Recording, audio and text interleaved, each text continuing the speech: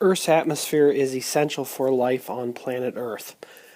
Approximately 80% of the atmosphere is composed of nitrogen gas.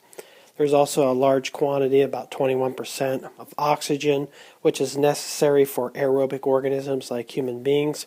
Carbon dioxide is also in our atmosphere, and it's required by photosynthetic organisms to fix the sun's energy into glucose and other molecules that aerobic organisms like humans can use for fuel.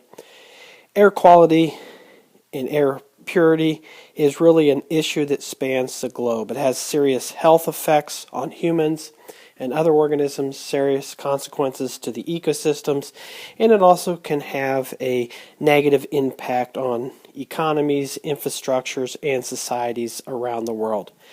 In this lecture, we're going to examine some natural sources of air pollution, such as volcanoes and wildfires, but most of the lecture is going to focus on anthropogenic or human-caused air pollution, which is really the issue that we're going to focus on because it has the biggest impact on human health and the health of ecosystems around the world.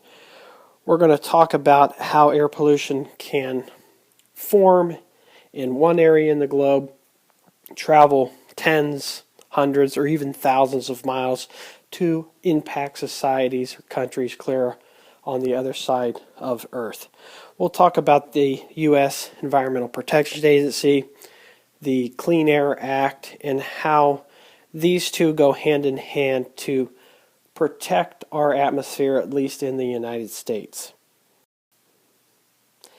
This lecture comes from our textbook. It'll be chapter 21 from Environmental Science for a Changing World.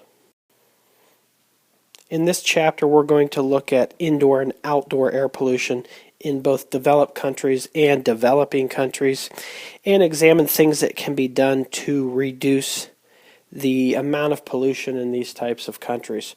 We'll also examine some of the effects, some of the negative effects that it can have on small children, for example, which is shown here in this slide, and that can lead for things like the development of asthma.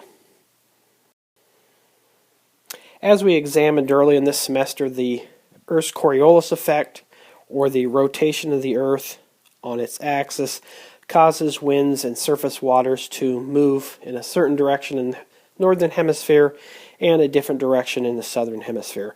It causes the formation of these prevailing winds, easterlies, westerlies, trade winds, and this is what controls the migration of air pollution all over the globe.